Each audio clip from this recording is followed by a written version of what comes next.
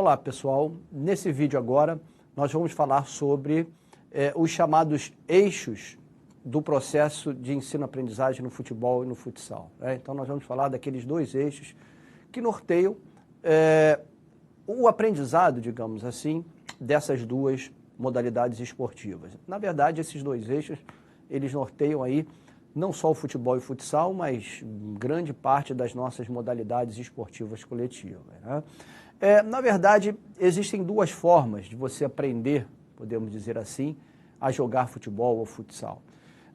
Existe uma primeira forma onde você aprende ali os elementos, os chamados elementos da técnica individual, os fundamentos. Então, a partir, né, do domínio desses fundamentos, você vai aprender, digamos assim, a jogar futebol ou futsal. Ou então existe uma outra maneira, que é praticando, que é jogando, né, através do jogo.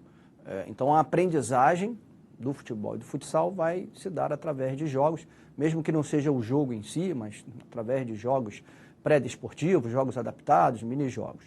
Então existem, com isso, então, existem, digamos assim, dois eixos, né, que norteiam a aprendizagem do futsal e do futebol. Um desses eixos, o primeiro eixo que nós vamos analisar é o chamado eixo analítico sintético, né? O próprio nome aí já sugere, analítico sintético, quando você faz uma análise de algo, você decompõe aquilo em partes, né? Então, eu decomponho em partes para chegar no todo, ou seja, analítico sintético, né? Então, esse eixo, ele é baseado o quê? No ensino da técnica, né? Da repetição da técnica. Então, é um eixo baseado na repetição do gesto, ou seja, na verdade, se eu aprendo, né, a passar, eu tenho ali um conjunto de fundamentos e eu vou aprender a dominar cada um desses fundamentos. Então, se eu aprendo, né, a passar, se eu aprendo a conduzir, se eu aprendo a receber a bola, driblar, chutar e marcar, consequentemente, né, eu aprendo a jogar futebol ou jogar futsal, né? Então, na verdade, primeiro, para a aprendizagem do futebol, do futsal, primeiro ele precisa conhecer os componentes do jogo, que são os fundamentos do jogo, e a partir do conhecimento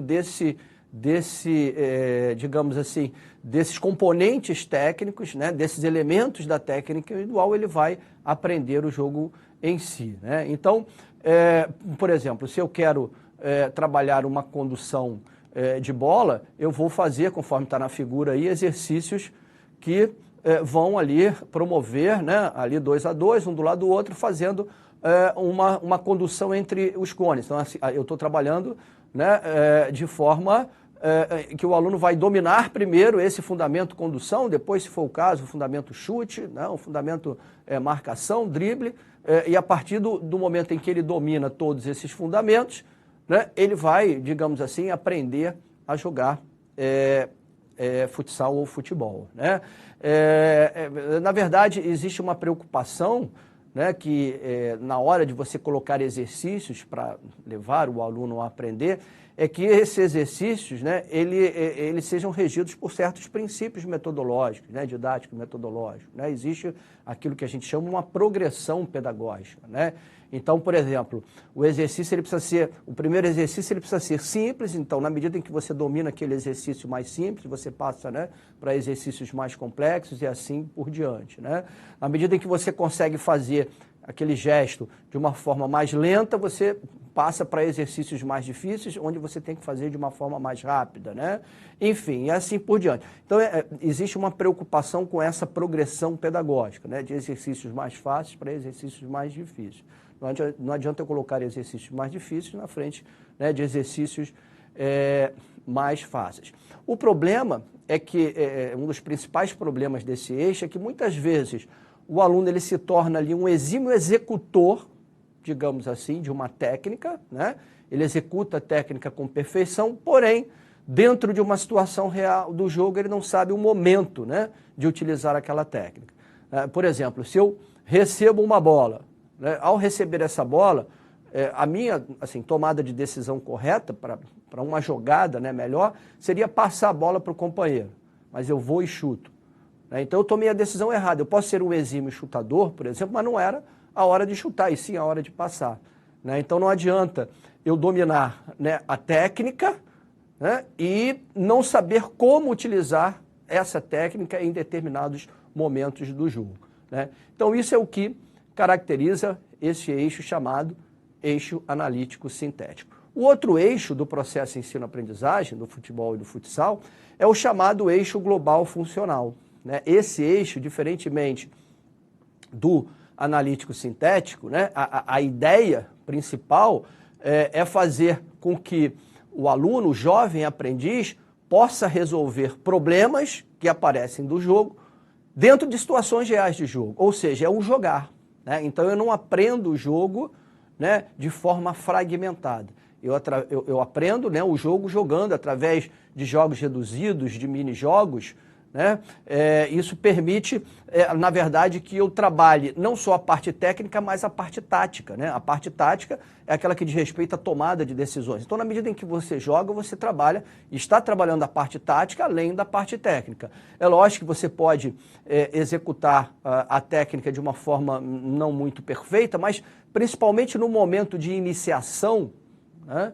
É importante que ele primeiro domine exatamente essa tomada de decisões, que ele saiba jogar, que ele saiba tomar as decisões corretas e não aprimorar a sua técnica, né? O aprimoramento da técnica é importante posteriormente, quando ele já tiver iniciado, quando ele tiver num período de aperfeiçoamento, né, específico, né, daquela modalidade, seja o futebol ou o futsal. Então, aí sim é importante ele trabalhar de uma forma fracionada, mas no momento, né, em que ele começa, né, a jogar futebol, a jogar futsal, é importante que ele vivencie o jogo, né? Então, essa metodologia, principalmente para iniciante, ela tem se mostrado mais consistente, mais eficaz, né? Até porque é uma forma metodológica que motiva o aluno, né? Quando o aluno chega ali numa escolinha de iniciação, né, ou até mesmo na escola, principalmente numa faixa etária menor, ele está ansioso em quê? Por jogar, né? E ao jogar, isso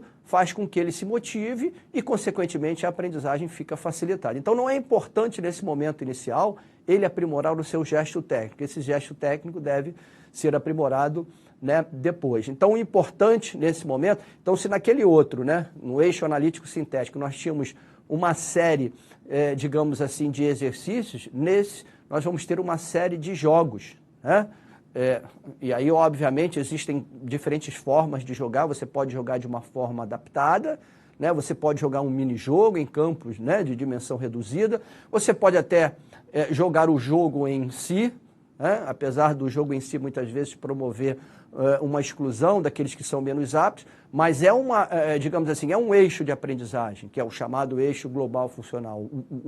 Depois a gente vai ver os diferentes métodos de ensino que seguem, né, cada um desses eixos. Nós vamos ver que o método global funcional, o método global, melhor dizendo, segue esse eixo global funcional, que é o aprendizado através, né, de uma série de jogos, né, mesmo que sejam jogos adaptados. Então, nós podemos dizer que a forma, esse eixo metodológico global funcional, ele tem se mostrado mais eficiente, né, principalmente quando se trata de crianças, principalmente quando se trata de iniciação esportiva. Bom, muito obrigado e até a próxima.